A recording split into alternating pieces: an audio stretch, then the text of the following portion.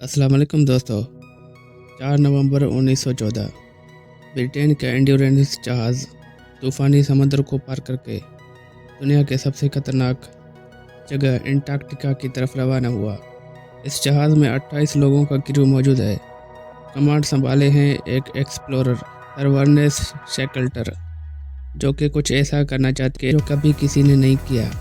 पैदल पूरे Antarctica continent को पैदल पार करना था। सही सुना आपने दोस्तों।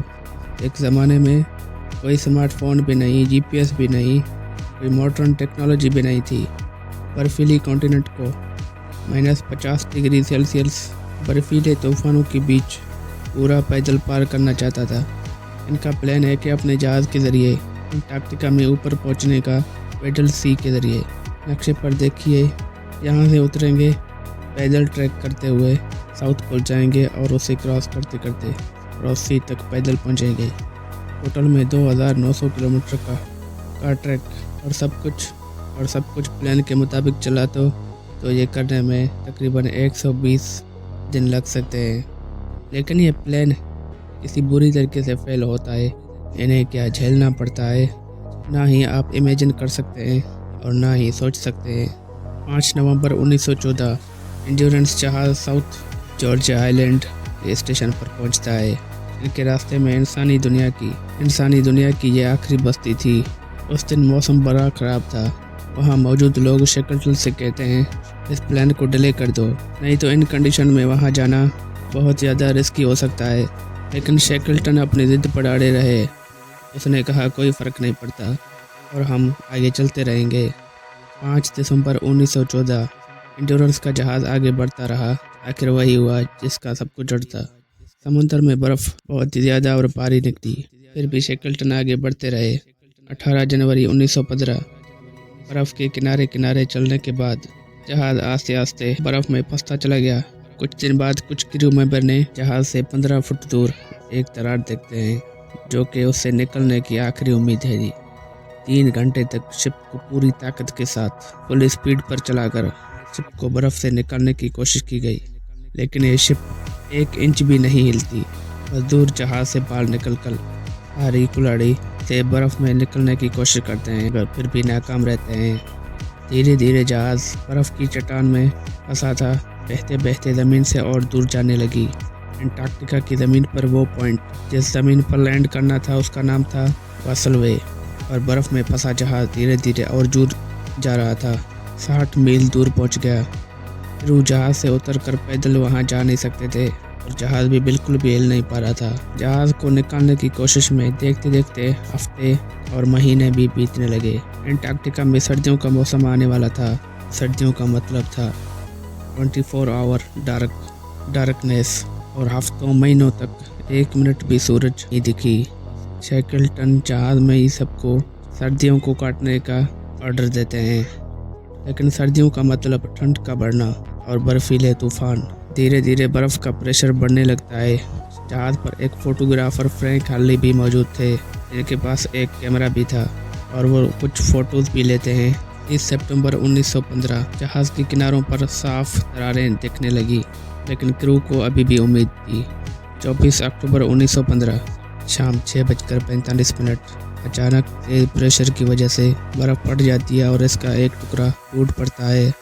बर्फ़ की भारी चट्टान जहाज़ का एक एंड्योरेंस तोड़ देता है, जिससे पानी जहाज़ के अंदर घुसने लगता है। तभी क्रू मेंबर तुरंत काम पर लग जाते हैं। पानी को पंप से बाहर निकालने की कोशिश करते हैं। लगातार 3 दिन पानी को बाहर निकालने की कोशिश करते रहे, लेकिन पानी को जितना खाली किया जा रहा था उससे ज़्यादा तेज़ पानी अंदर आ रहा था। उस वक्त टेम्परेचर -8.5 सेल्सियस डिग्री था, लेकिन अभी तक क्रू के चेहरे पर ना कोई डर था ना कोई खौफ। कुछ लोग बाहर निकलकर बर्फ़ के चट्टानों को तोड़ने लगे, क्योंकि बर्फ़ जहाज़ को तोड़ रही थी। लेकिन यह भी ज़्यादा काम नहीं आया। जहाज़ में पानी अभी तक भरे जा रहा था, लेकिन जहाज़ में फिर भी बर्फ़ का प्रेशर कम नहीं हो रहा था। आखिरकार शैकल्टन हार मानकर क्रू को यह ऑर्डर देते हैं, अब जहाज़ से नीचे उतर जाओ।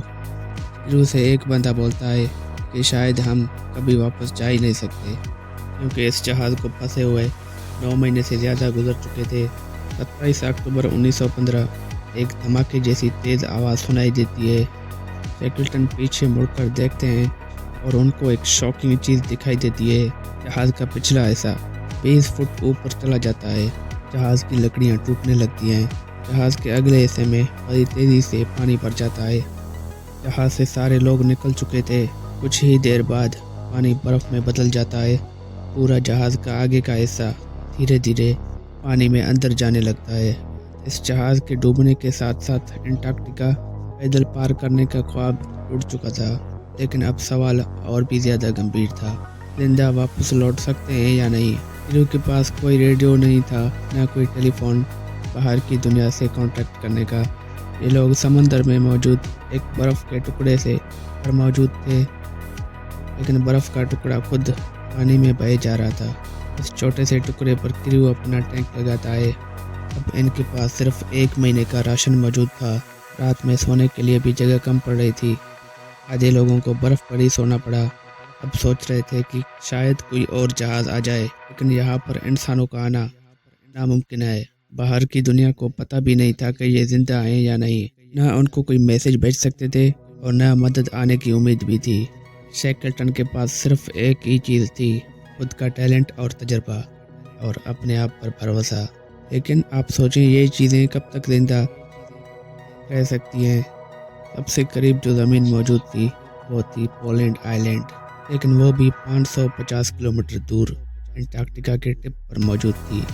अब शैकल्टन ने फैसला किया वहाँ पर जाने का रास्ता ढूंढ लिया जाए। शैकल्टन ने अपने सारे क्रू को काम में लगा दिया था, क्योंकि वो डिप्रेस या खौफज़दा ना हो जाएं। सारे लोग जिस टुकड़े पर चल रहे थे वो अचानक ज़मीन से दूर जाने लगा। कुछ ही किलोमीटर आगे जाने के बाद पानी सामने आ जाता है। लोग ना आगे बढ़ सकते थे, ना पीछे लौट सकते थे। एक बार फिर से वहाँ पर कैंप लगा देते हैं और सबकी लाइफ में ऐसे चैलेंजेस आते रहते हैं। उसमें स्ट्रॉन्ग रहना बहुत ज़रूरी है।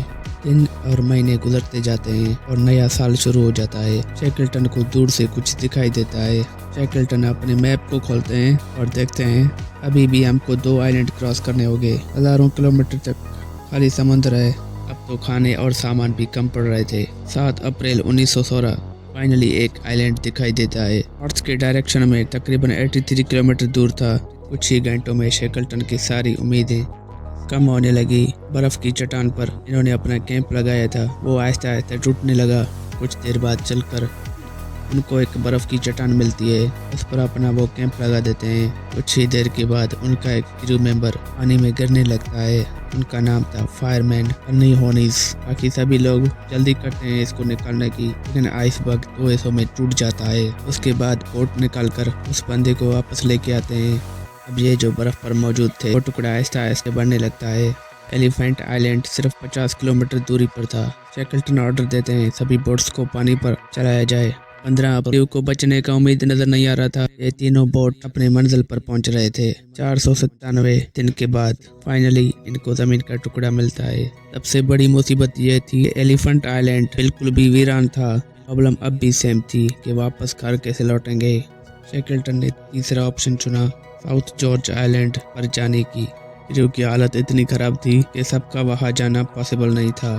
24 अप्रैल 1916 शैकल्टन 5 लोगों की छोटी सी टीम के साथ आइलैंड की तरफ निकल पड़ते हैं।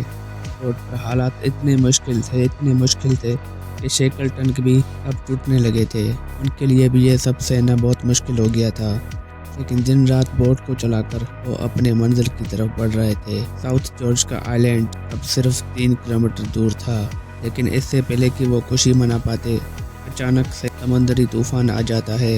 लगातार 3 हफ्तों तक ये पानी से लड़ते हुए फाइनली 10 मई 1916 साउथ जॉर्जिया के आइलैंड पर कदम रखते हैं। ये आइलैंड के ऊपर इतने बड़े पहाड़ थे कि इंसान का पैदल जाना मुश्किल था, लेकिन इन सब के पास पैदल चलने के सिवा और कोई ऑप्शन मौजूद ही नहीं था।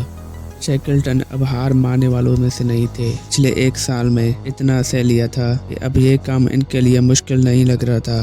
10,000 फीट ऊंची पहाड़ी में किसी न किसी तरीके से पैदल पार करना होगा, लेकिन अब पीछे मुड़कर लौटना ऑप्शन भी नहीं था। तीनों खुद को रस्सी से बांध लेते हैं और धीरे धीरे सीढ़ियाँ काटने लगते हैं।